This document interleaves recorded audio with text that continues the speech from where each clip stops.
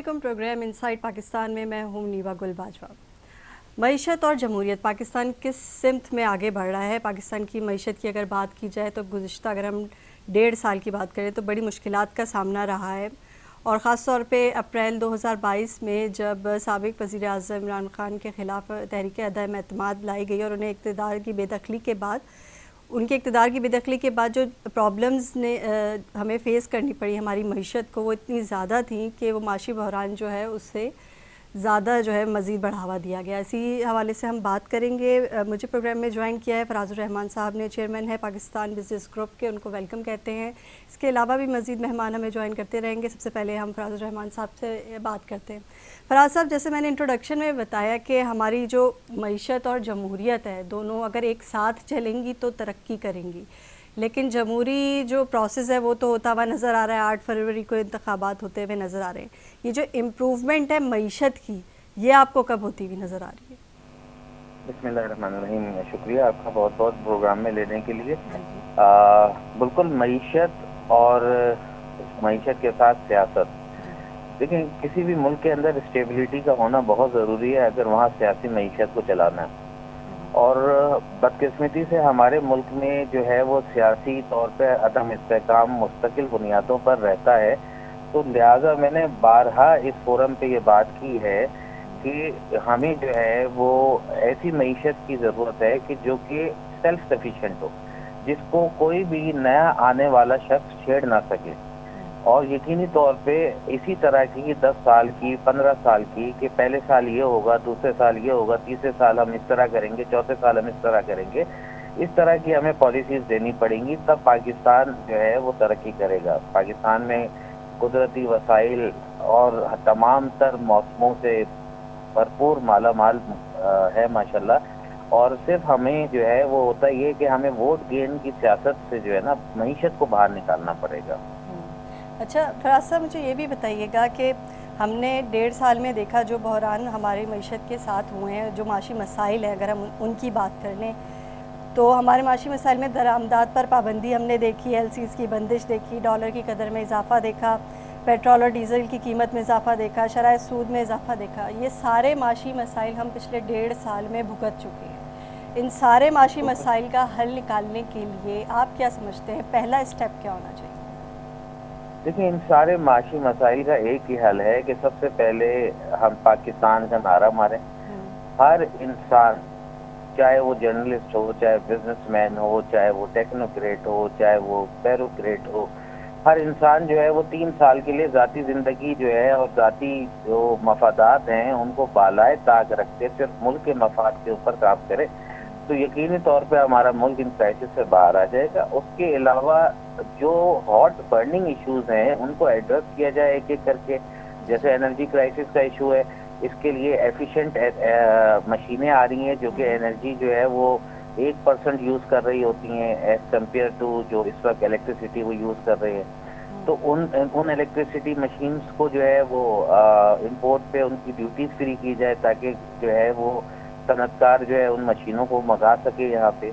उसके साथ साथ जो है वो बायो प्लांट के ऊपर जो है वो स्पेशल वो दिया जाए ताकि लोग बायो प्लांट लगाएं, जिससे हमारी बिजली भी फ्री मिले उन्हीं इंडस्ट्रीज को, और ना सिर्फ बिजली फ्री मिले बल्कि गैस के मसाइल भी उनके हल हो जाए। तो ऑटोमेटिकली ये जो हमारी इंडस्ट्री है ये मार्केट में कॉम्पीट करने के काबिल हो जाएगी। अच्छा, जो आपने एनर्जी क्राइसिस की बात की, इसके अंदर जो हमारे पास बेस्ट ऑल्टरनेटिव वे है वो ये जो सोलर प्लांट्स है, आप इनको कह रहे हैं? सॉरी, एनर्जी क्राइसिस की आपने बात की। एनर्जी क्राइसिस तो हमारे मुल्क में है, तो इंडस्ट्रीज़ को चलाने के लिए या तो गैस की ज़रूरत होती है, गैस क्राइसिस वैसे ही चल रहे हैं, या एनर्जी की, बिजली की ज़रूरत होती है। अगर इसको हम ख़त्म करने की बात करें तो हम किस तरफ जाने की बात करें? ग्रीन एनर्जी की तरफ जा रहे हैं, हम सोलर पैनल की तरफ जाने की बात कर रहे हैं? देखिए, सोलर पैनल हल नहीं है, मुस्तकिल बुनियादों का हल नहीं है। बायोगैस जो है वो उसमें 2 किस्म के हल हैं।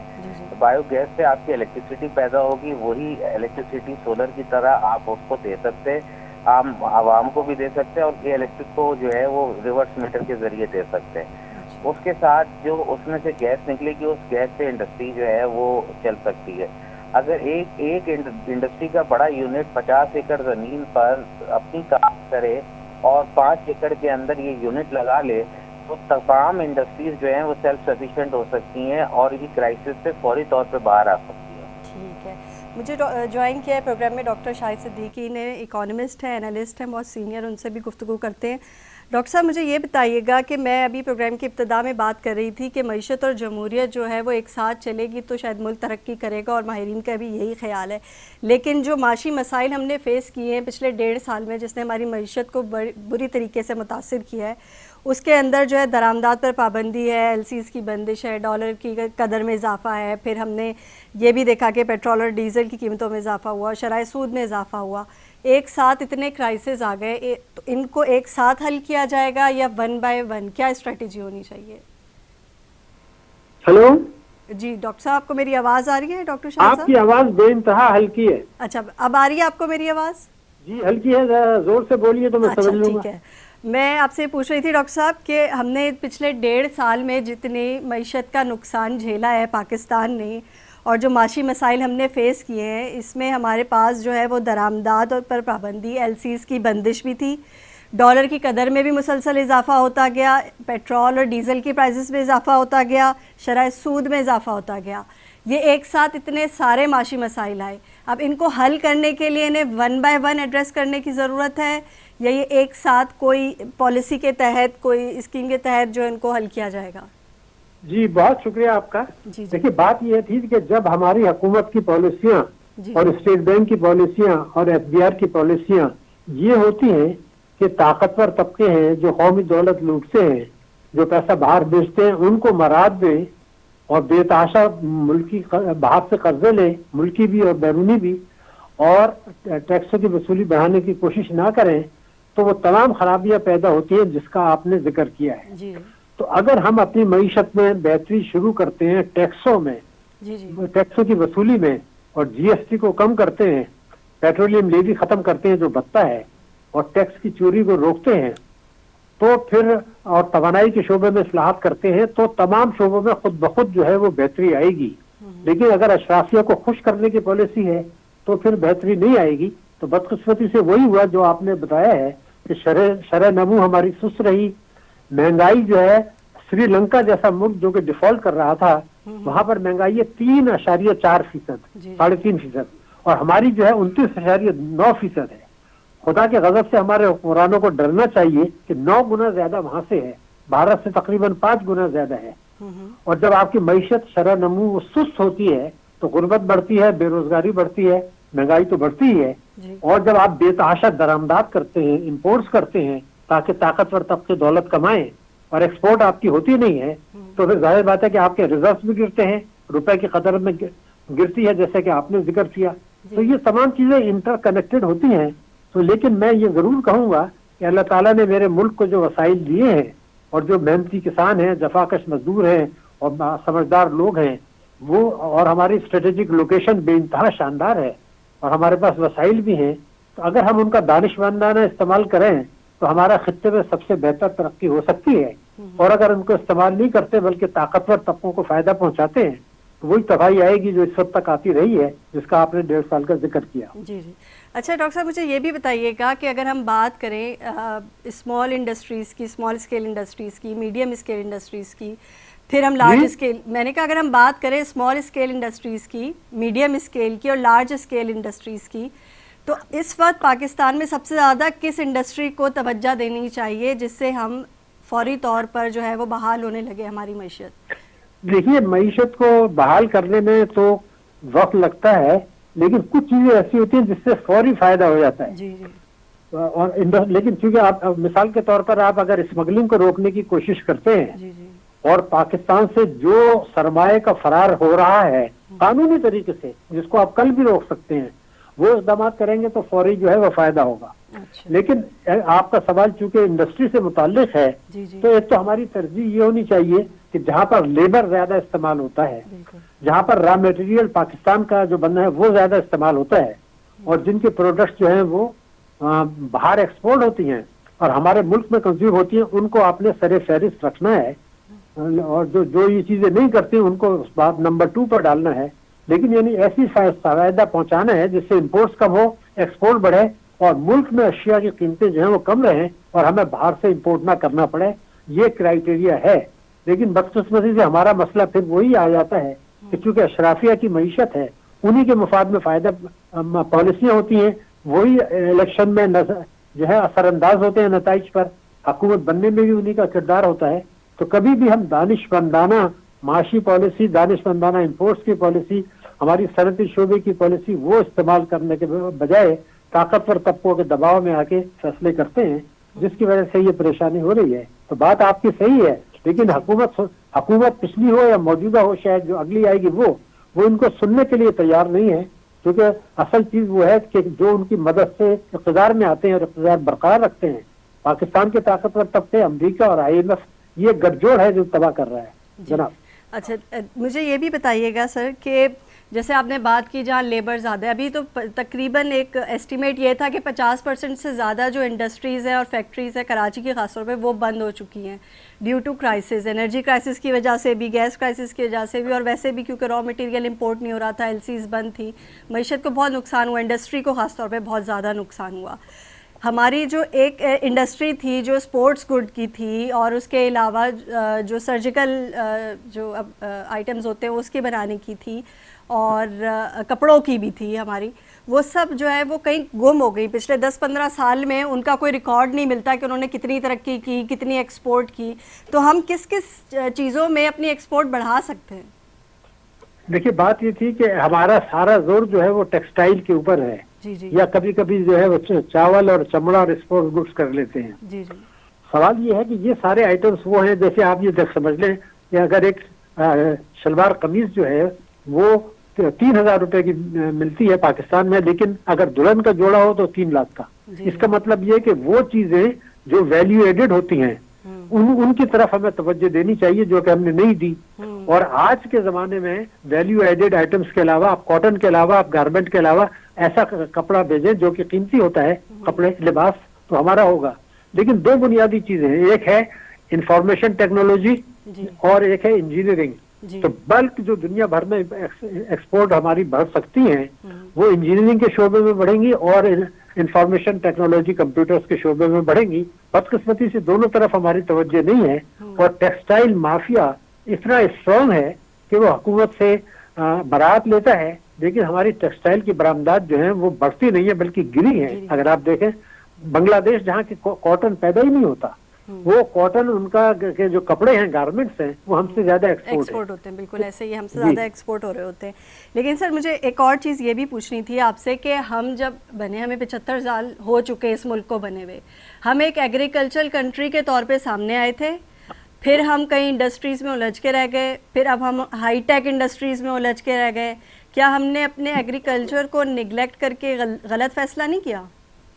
جی بالکل غلط فیصلہ کیا. اس کی وجہ وہی ہے جو میں نے ابھی آپ کو عرض کیا تھا کہ طاقتور طبقوں کے مفاد میں فیصلہ ہوتا ہے. اب دیکھیے یہ بالکل آپ کی 100% صحیح بات ہے کہ ہم بنیادی طور پر زرعی ملک تھے, لیکن کیا ہم نے اپنی فی ایکڑ پیداوار بڑھانے کے لیے ان کو مناسب قرضے وقت دیے؟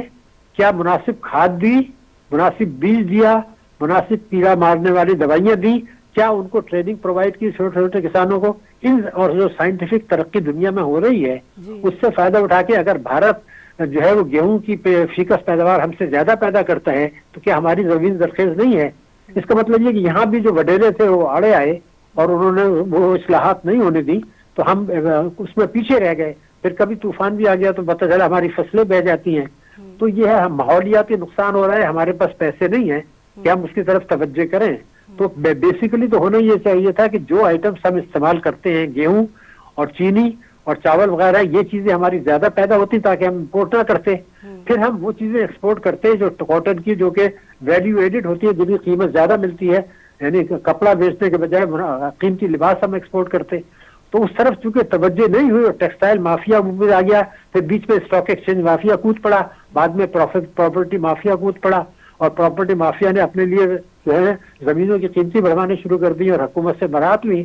تو ہم پیچھے رہ گئے. بات آپ کی 100% صحیح ہے, لیکن وجوہات تو ان تمام تباہیوں کی ایک ہی ہے کہ ہم دانش مندانہ پالیسیاں نہیں بناتے, بلکہ جس سے طاقتور طبقوں کو فائدہ پہنچا ہے ویسی پالیسیاں بناتے ہیں. چنانچہ ایگریکلچر میں بھی ہم پیچھے رہ گئے, برآمدات میں بھی ہم پیچھے رہ گئے, اور کنسٹرکشن کا شعبہ تھا اس میں بہت کچھ ہو سکتا تھا, साइंस में तरक्की हो सकती थी, इंफॉर्मेशन टेक्नोलॉजी में हो सकती थी, इंजीनियरिंग में हो सकती थी, स्पेयर पार्ट्स वगैरह हम बेचते और हलाल गोश्त हम बेच सकते थे। दुनिया में बड़ी खपत है। अगर हम सिर्फ सऊदी अरब की रिक्वायरमेंट पूरी कर दें, जहाँ उम्रे के और हज के लिए लोग आते हैं, तो हमारा एक्सपोर्ट कहीं से कहीं पहुंच जाता। लेकिन हमारा हलाल गोश्त भी हम नहीं कर सके, जाके हमारे लाइव स्टॉक तो बहुत ज्यादा है।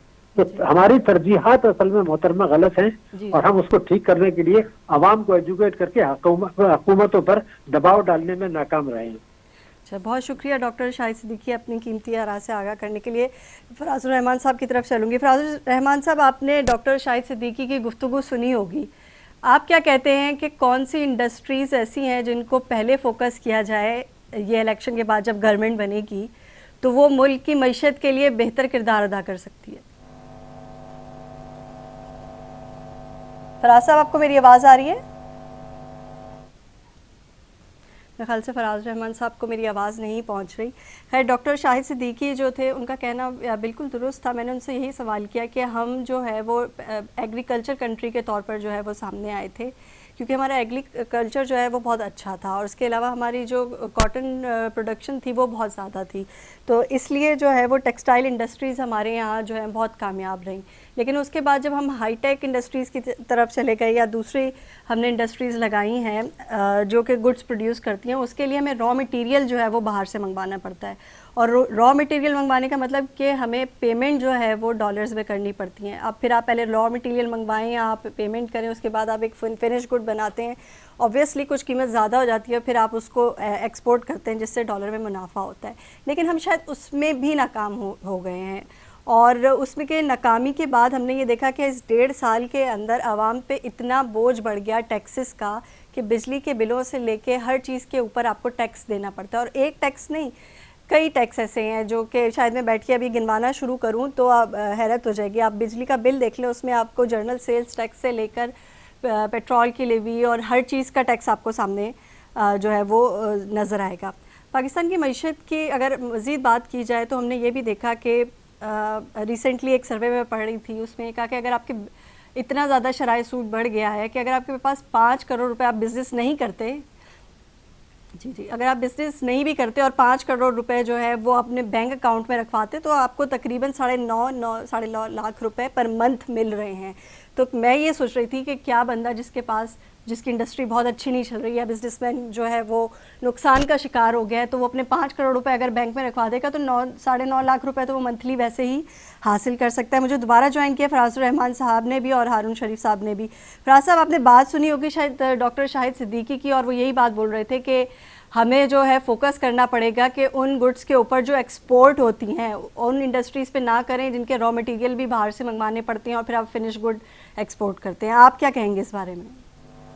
जी बिल्कुल, बात ये है कि देखें उसको रेशो के हिसाब से करना पड़ेगा। फार्मास्यूटिकल आपकी जो मटेरियल है वो तो आना इम्पोर्टेंट है। अब कुछ ऐसे आइटम्स हैं जो कि यहाँ आके सिर्फ पैकेजिंग के प्रोसेस से गुजर रहे हैं, तो यकीनी तौर पे उन आइटम्स को हमें ये देखना है कि हम उसका ऑल्टरनेट क्या कर सकते हैं। तो ये कंप्लीट स्टडी की ज़रूरत है। और जैसे अभी आप बात कर रही थी कि जी शरह सूद के इजाफे के हवाले से, और जैसे आपने खूबसूरत अंदाज में बयान किया कि 5 करोड़ रुपए बैंक में रखे हों तो इंसान को जब 8 लाख रुपए मिल रहे होंगे तो उसे कोई काम करने की ज़रूरत क्या है।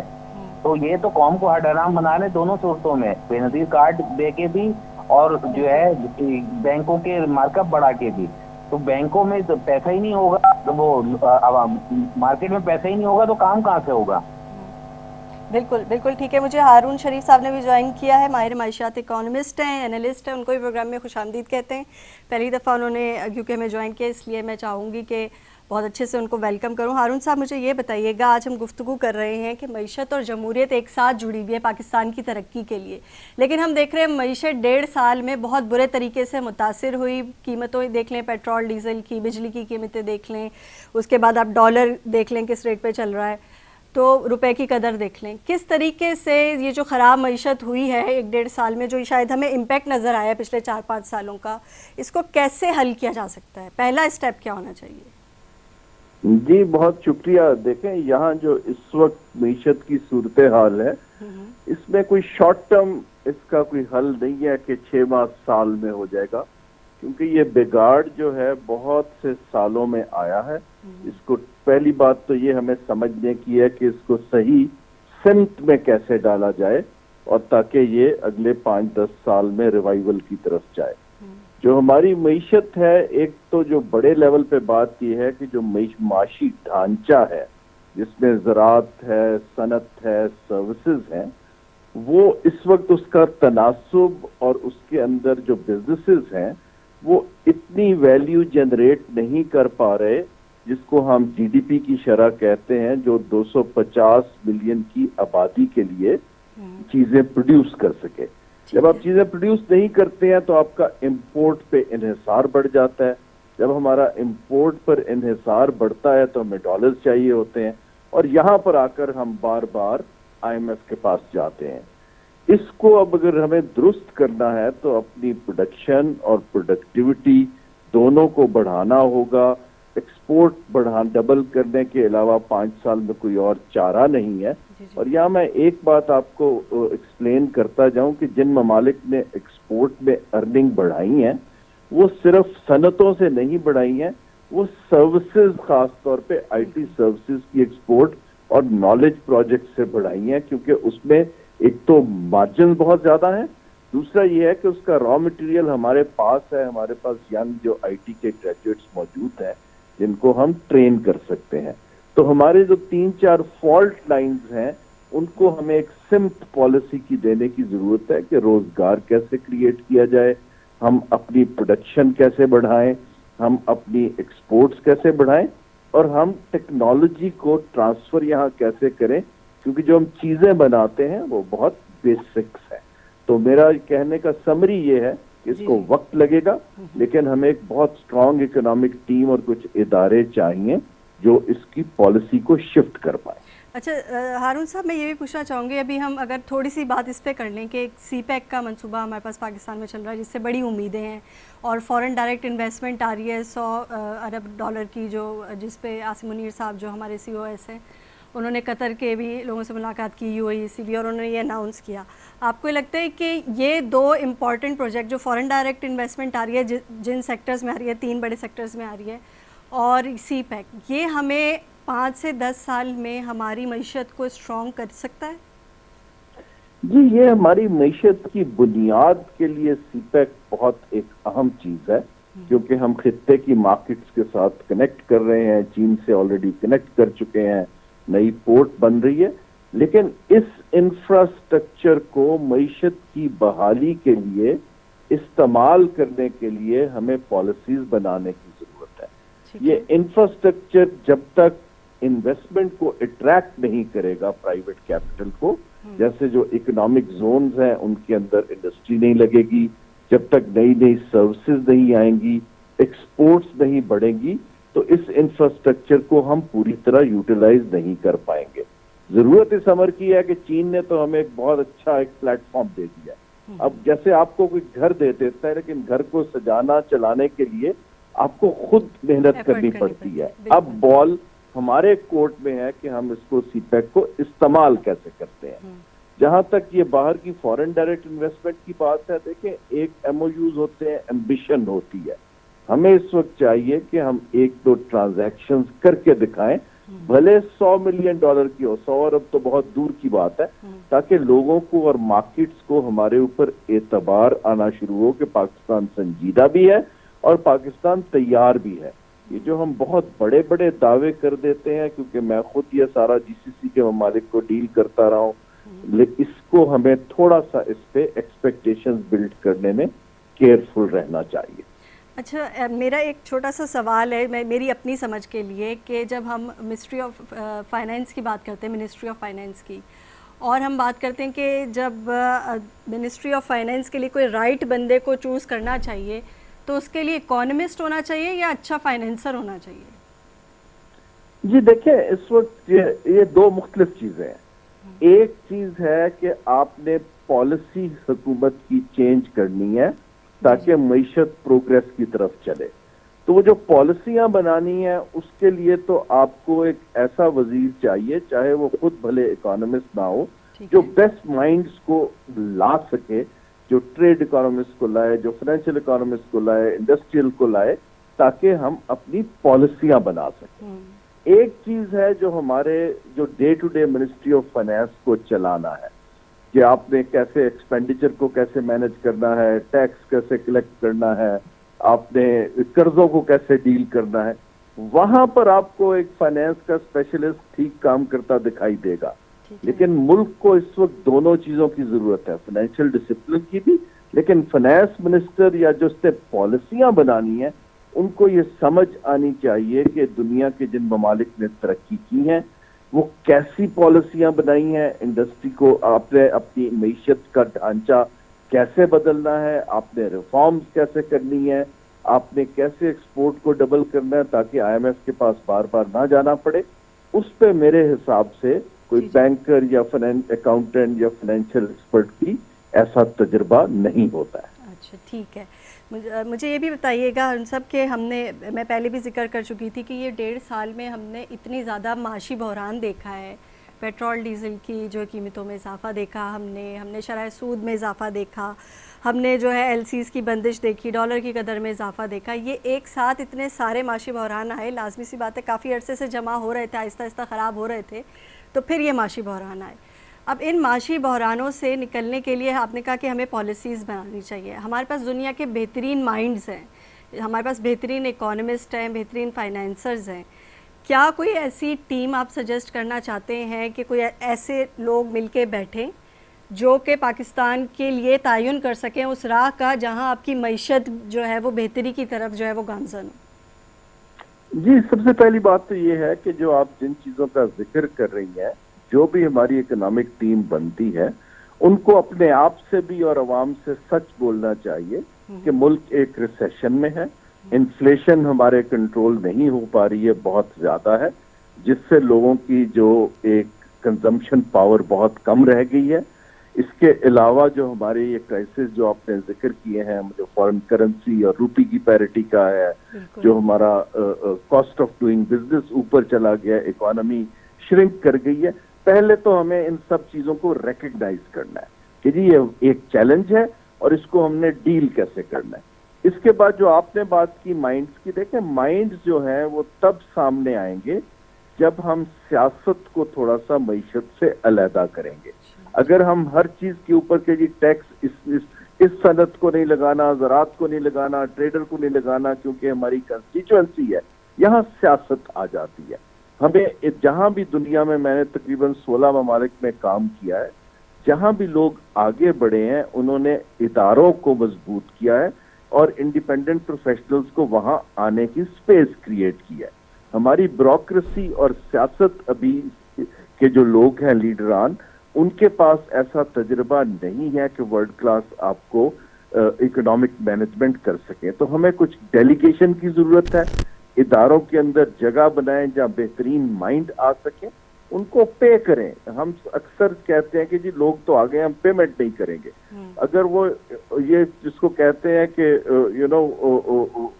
پاؤنڈ فولش پینی وائز, ہمیں اچھے مائنڈز کو لانا ہے تو انہیں اٹریکٹ کرنا پڑے گا. پوری دنیا ایسے کرتی ہے.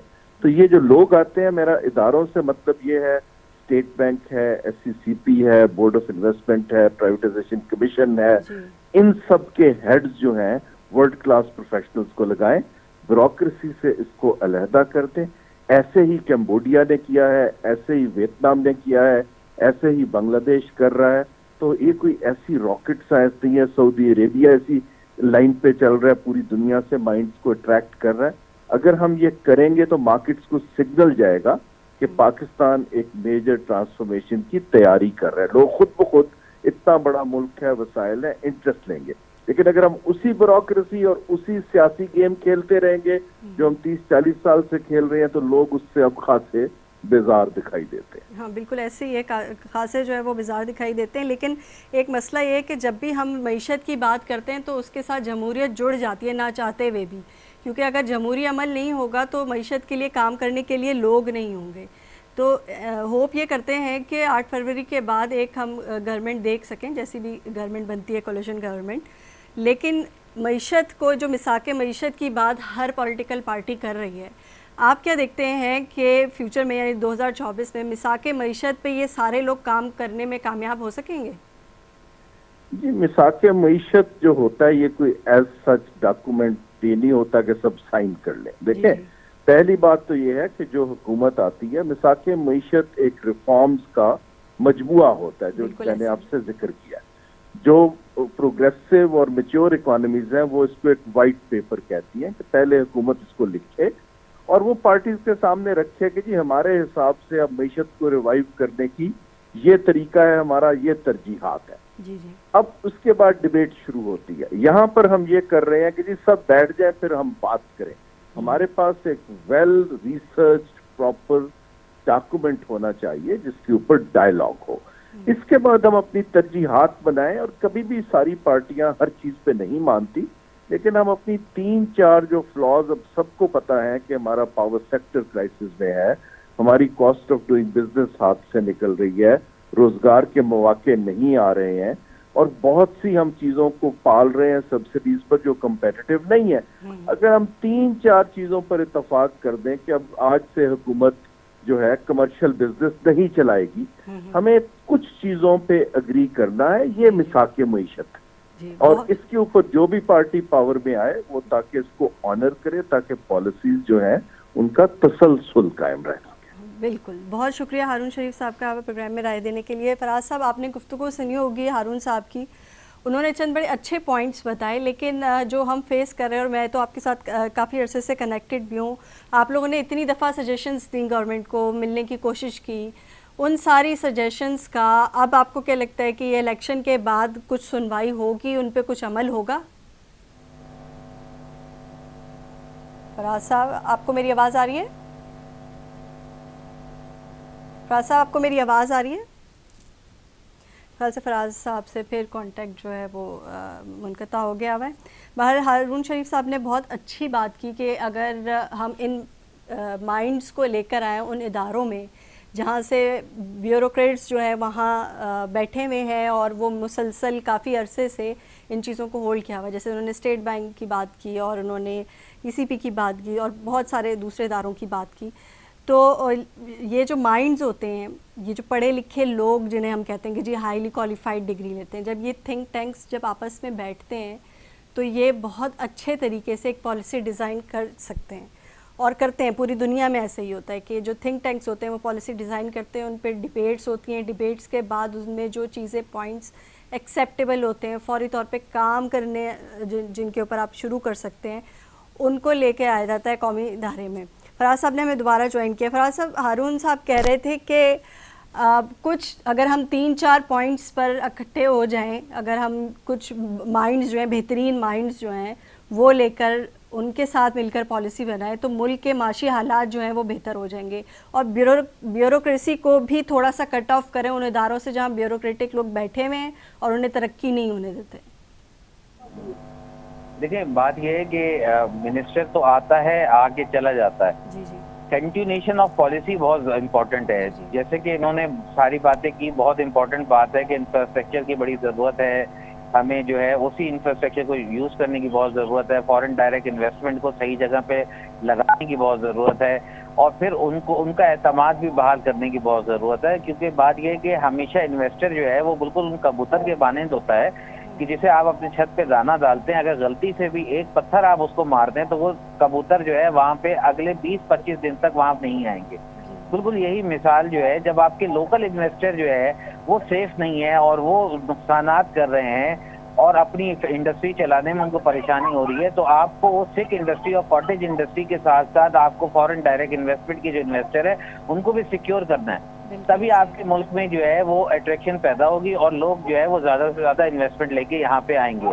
اس وقت آپ کے پاکستانی جو امریکہ میں یا دوسری جگہ ہیں وہ اپنا پیسہ یہاں جو روٹین میں بھیج رہے تھے وہ بھی نہیں بھیج رہے, کیونکہ وہ انہوں نے کہا کہ نہیں یہاں رکھا بڑھ تو رہا ہے پیسہ, ورنہ وہی پیسہ آپ کے یہاں پراپرٹی میں آتا تھا, انویسٹ ہوتا تھا اور آپ کے فارن ڈائریکٹ انویسٹمنٹ کے اندر اضافہ ہو جاتا تھا. ٹھیک ہے.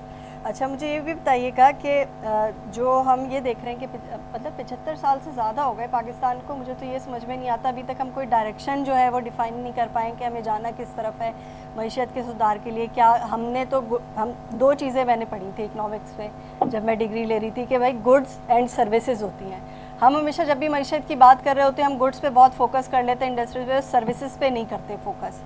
تو کیا کون سی سروسز انڈسٹریز ہیں جن پہ پاکستان اگر کام کرے تو اس کے لیے بینیفیشل ہو؟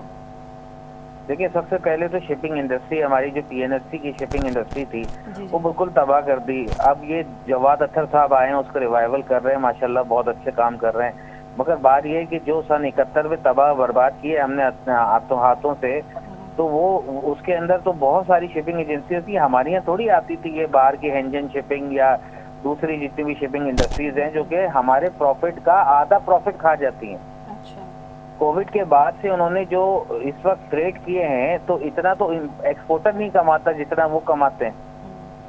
ٹھیک ہے نا. تو بات یہ ہے کہ ہمیں جو سب سے بڑا پرابلم آ رہا ہے جو فورن ڈائریکٹ انویسٹمنٹ ہمارا باہر جا رہا ہے، یعنی فورن ایکسچینج ہمارا باہر جا رہا ہے، وہ فورن ایکسچینج شپنگ لائن کی صورت میں جا رہا ہے. اور وہ شپنگ لائن اس حد تک جو ہے وہ خطرناک حد تک آپ کو کیپچر کی ہوئی ہے کہ آپ کی کسی ادارے کی وہ نہیں سنتی. چاہے وہ آپ کسٹم سے کہہ لیں، چاہے پورٹس اینڈ شپنگ کے منسٹر سے ان کی شکایت کر لیں، مگر وہ کسی کی بھی شکایت پہ وہ کان نہیں دھرتے. آپ کو وہی امپورٹر کو ایکسپورٹر کو پریشان کرتے ہیں. ٹھیک ہے. تو سب سے پہلے ہمیں ضرورت کس چیز کی ہے؟ ہمیں سروس انڈسٹری میں شپنگ انڈسٹری کو فوکس کرنے کی ضرورت ہے. اور ہمیں جو ہے ابھی بھی میری تھوڑی دیر پہلے ایک دعوت میں نے آپ سے ذکر کیا تھا، فیریز کی سروسز ہیں ہمارے پاس، جو ہے وہ اتنی بڑی بیلٹ ہے سمندر کی، ہمارے پاس سب کچھ اویلیبل ہے. تو اب ہمیں صرف ضرورت اس چیز کی ہے کہ ہمیں سروس انڈسٹری اور دوسری انڈسٹری دونوں کو پیرلل گروتھ کرنا پڑے گا.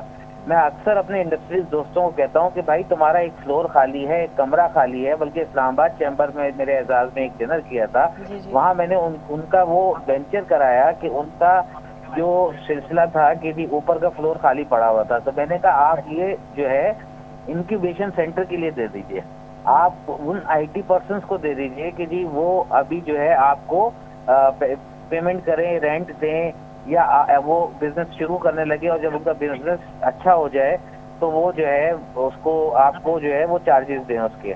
تو اس طرح کی چیزیں ایکٹیویٹیز ہونی ہے جس سے دیکھیں ہماری یوتھ سب سے زیادہ اسپائل ہو رہی ہے. بہت زیادہ. اور کوئی کبھی کسی سیاسی زاویے کی طرف سوچنے لگتا ہے، کوئی کبھی کسی سیاسی زاویے کی طرف سوچنے لگتا ہے. اگر ہم اٹھا کے دیکھیں تو اس وقت جو کرنٹ مارکیٹ کے اندر جو آپ کی دوائیاں ہیں ٹرنکولائزر، وہ سب سے زیادہ سیل ہو رہی ہیں. بالکل ٹھیک ہے نا. تو ہم بحیثیت قوم کہاں کھڑے ہیں؟ ہماری لیڈرشپ کہاں ہے؟ نہیں، لیڈرشپ کا تو ہمیں فقدان نظر آتا ہے فراز صاحب. لیکن مسئلہ یہ کہ میں نے اور آپ نے مل کے اور ہم جیسے ہی لوگوں نے مل کر جو ہے شاید یہ دروازے پہ بار بار دستک دینی ہے اور ان کو یہ بتانا ہے کہ بھئی ہمیں یہ پرابلم ہے، اس ایشو کے اوپر کام کریں، ریدر دین اپنی جو سیاست میں لڑائی جھگڑے جو ہیں ان کو چھوڑ کے. تو ہم چاہتے ہیں کہ ہم مزید اس کے اوپر ہی بات کرتے رہیں اور ہمیشہ بات کریں کہ معیشت کے اوپر، کیونکہ جس طرح سے نوجوان لوگ بے روزگار ہو رہے ہیں اور جتنی انگزائٹی پھیلی ہوئی ہے اس کو کنٹرول کرنا بہت مشکل ہو رہا ہے. میرے خیال سے آپ متفق ہوں گے مجھ سے کہ بہت سارے لوگ جو اسٹریٹ کرائم میں ملوث تھے وہ ایسے بے روزگار نوجوان تھے جو پہلے کام کرتے تھے. بالکل ایسے ہی ہے. اور اس وقت وہ مینیجر لیول کے ہوں چاہے دوسرے ورکر لیول کے ہوں، وہ جاب لیس پھر رہے ہیں، ان کے پاس اتنی پوزیشن نہیں ہے. اس وقت تقریباً آپ یہ سمجھ لیں انڈسٹریز جو ہے وہ 60% نوکریوں کو فارغ کر چکے ہیں. فارماسیوٹیکل انڈسٹریز لے لیں، چاہے ٹیکسٹائل انڈسٹریز لے لیں، بلکہ کئی انڈسٹریاں تو بند ہو رہی ہیں گیس کی اویلیبلٹی نہ ہونے کی وجہ سے، جو ڈیلی ویجز کے مزدوروں کو بھی ہٹ کر رہے ہیں. اس وقت مہنگائی کا عالم جو ہے وہ یہ ہے کہ مہنگائی عروج پر ہے. روٹی جو ہے وہ 25 روپے کی روٹی ہے، اور عالم یہ ہے کہ جی ہم جو ہے وہ ڈیلی ویجز والے بندے کہاں سے گزارا کریں گے. بہت شکریہ فراز الرحمان صاحب، بہت شکریہ آپ کا پروگرام میں شرکت کرنے کے لیے. آج ہم نے کوشش کی کہ ہم معیشت کے بارے میں بات کر سکیں اور ہم یہ دیکھیں تھوڑا سا فورسی کر سکیں کہ آئندہ آنے والے الیکشنز کے بعد جو ہے جمہوریت تو اور سیاست تو چلتی رہے گی، کیا معیشت صحیح طریقے سے چل پائے گی کہ نہیں چل پائے گی.